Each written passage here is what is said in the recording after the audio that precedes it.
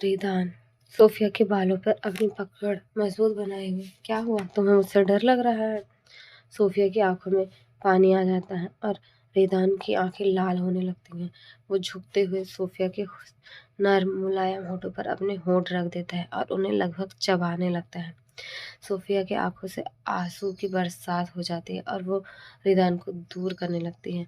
रिदान उसे किस करते हुए ही उसे बेड पर लिटा देता है और खुद उसके ऊपर आ जाता है। वो लगातार एक हाथ से सोफिया की कमर को सहला रहा था और दूसरा हाथ उसके क्लीव्स पे रखा हुआ था और अंगूठे से उसकी गर्दन को सहला रहा था।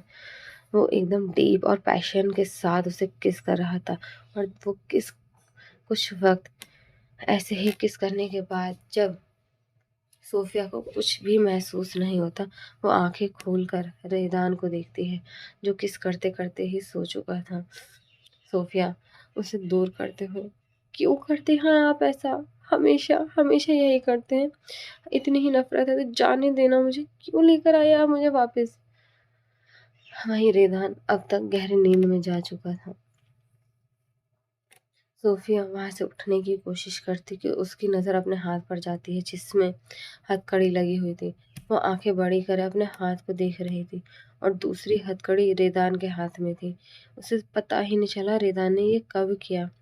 वो वैसे ही देखते देखते ना जाने कब सो जाती है। नेक्स्ट मॉर्निंग रेदान की आंख धीरे धीरे खुलती है। उसकी आंखें इस वक्त किसी खून की तरह लाल थी। वो सोफिया को देखता है जिसके होठों पर काफी गहरे कट थे और गर्दन पर एकदम लाल निशान थे, जैसे किसी ने उस जगह पर काफी तेजी से रगड़ा हो। रेदान ये सब देख सोफिया को हाथ से अपने हाथ को अलग करता है और उसे अपनी बाहों में उठाकर वहां से निकल जाता है। सोफिया अभी भी गहरी नींद में थी और रेदान एकटक उसे देख रहा था और एक हाथ से उसकी पीठ सहला रहा था। उसने किसी छोटे बच्चे की तरह सोफिया को अपनी बाहों में भरा हुआ था। कुछ देर बाद रेदान की गाड़ी रेदान के पैलेस के बाहर आकर रुकती है। रेदान सोफिया को अपनी बाहों में उठाए ही अपने रूम में दाखिल होता है और उसे अच्छे से बेड पर लिटाकर वॉशरूम चला जाता है। वो शावर के नीचे खड़ा था और खुद को शांत कर रहा था। उसके शरीर से पानी धीरे धीरे फिसल रहा था, कभी उसकी ब्रॉड चेस्ट तो कभी उसके बाइसेप्स, कभी उसके सिक्स पैक एब्स। वो काफी हॉट लग रहा था देखने में और उसका ये लुक किसी रोल मॉडल से कम नहीं था। करीब आधे घंटे बाद वो वॉशरूम से बाहर आता है। उसके हाथ में एक छोटा सा टॉवल था जिससे वो अपने बाल सुखा रहा था। उसकी नज़र बेड पर जाती है जहाँ सोफिया वाइट कलर की शर्ट में डूबी हुई थी और वो इस वक्त किसी छोटे से रैबिट की तरह लग रही थी। बाल मैसे थे और गाल थोड़े फूले फूले लग रहे थे और सुबह का नूर अलग ही छाया हुआ था। उसकी आंखें अभी भी ठीक से नहीं खुली थी। रेदान उसे उठा हुआ देख उसके नज़दीक जाकर, लिटिल थिंग, तुम उठ गई? चलो अब फ्रेश हो जाओ, उसके बाद नाश्ता भी तो करना है। वो काफी प्यार से उससे बोल रहा था। सोफिया घबराकर एकदम से आंखें खोल रेदान को देखती है जिसकी ठंडी नजरें उस पर ही जमी हुई थी। सोफिया जल्दी से वहां से उतरते हुए सर हाँ में हिलाकर वो वॉशरूम में घुस जाती है। उसकी धड़कनें तेज हो गई थी। वो वॉशरूम के डोर से लगकर, ये हो क्या रहा है इन्हें? हर वक्त इनके अलग अलग चेहरे नजर आते हैं मुझे, कभी कुछ तो कभी कुछ। वो इसी उधेड़पुन में अपने आप को फ्रेश करती है और कुछ देर बाद बाहर आती है। रेदान कमरे में मौजूद नहीं था पर उसे नीचे से कुछ आवाजें सुनाई दे रही थी। वो नीचे जाकर देखती है जहाँ इस वक्त उसके मॉम और डैड वहाँ पर मौजूद थे। वहाँ इश्की उन्हें वहाँ देख तेजी से भागते हुए अद्वैत जोनस से जाकर लिपट जाती है और उन्हें गले लगाए हुए सिसकने लगती है। वहीं अद्वैत जोनस अपनी बेटी को इस तरीके से रोता देख उसे शांत करवाते हुए, बच्चा कुछ नहीं हुआ है, तुम शांत हो जाओ, ठीक है, और हम तुम्हें यहाँ से लेने आए हैं, तुम्हें हमारे साथ चलना है, तुम्हें यहाँ पर रुकने की ज़रूरत नहीं है। सोफिया सिसकते हुए न हाँ में सर हिला देती। तभी एक तेज और रौबदार आवाज उस जगह पर गूंज जाती है। और किस हक से आप मेरी बीवी को यहाँ से ले जाने वाले हैं मिस्टर जोनस? इतनी भारी और डरावनी आवाज सुनकर सोफिया पसीने से नहा जाती है और उसका शरीर धीरे धीरे कांपना शुरू कर देता है। उसकी हिम्मत ही नहीं हो रही थी कि वो अपना सर घुमाकर पीछे खड़े शैतान को देख सके। वहीं रेदान एरोगेंटली अपने एक हाथ जेब में डाले हुए नीचे आ रहा था। उसके जबड़े कसे हुए थे और आंखें अभी भी हल्की लाल थीं। अद्वैत जोनस रेदान को देखते हुए, तुम्हारा जो भी कर्जा है मैं तुम्हें अदा कर दूंगा, बस इसके बदले तुम मुझे मेरी बेटी को वापस कर दो। मैं उससे तुम्हारे साथ नहीं रहने दे सकता। रेदान उनकी बात पर तेजी से हंसने लगता है। उसकी हंसी नॉर्मल नहीं थी। जैसे वो जिस तरीके से वो हंस रहा था, ऐसा लग रहा था जैसे किसी आने वाले तूफान की शांति है। वो अद्वैत जोनस के आजू बाजू घूमते हुए, ओ मिस्टर जोनस, आप कितने इनोसेंट हैं और आपको सच में लगता है कि मैं अपनी बीवी को आपको दूंगा?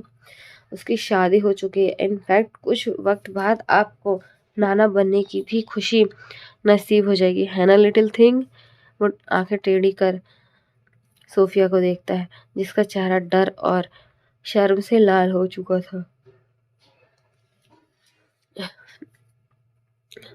सोफिया जल्दी से रेदान को हाथ को पकड़ते हुए, प्लीज प्लीज मुझे थोड़ी देर अपने डैड से बात कर लेने दीजिए, फिर बाकी आप जैसा कहेंगे मैं बिल्कुल वैसा ही करूंगी। रेदान उसकी बात पर उसे घूरते हुए, सिर्फ 10 मिनट है तुम दोनों के पास, उसके बाद मैं तुम में से किसी की नहीं सुनूंगा। And one more thing mister Jonas, अगर आपने मेरी बीवी को यहाँ से ले जाने की कोशिश की या उसका ब्रेन वॉश किया तो आप दोनों में से सिर्फ कोई एक ही जिंदा रहेगा, क्योंकि रेदान ओबरॉय किसी भी चीज को अधूरा नहीं छोड़ता। उसे पूरी तरीके से तबाह और बर्बाद करने का जोश रखता है। वो कुछ पल की शांति आसपास रह जाती है। अजीब सा साइलेंस था, पर रेदान की वहाँ मौजूदगी की वजह से कोई कुछ बोल ही नहीं पा रहा था। रेदान वहाँ से ऊपर की तरफ वापस कदम बढ़ा देता है, जैसे वो पहले से ही जानता हो यहाँ क्या होगा। वहीं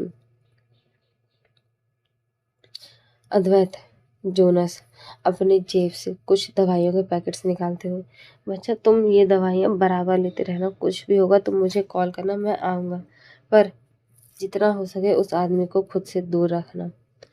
सोफिया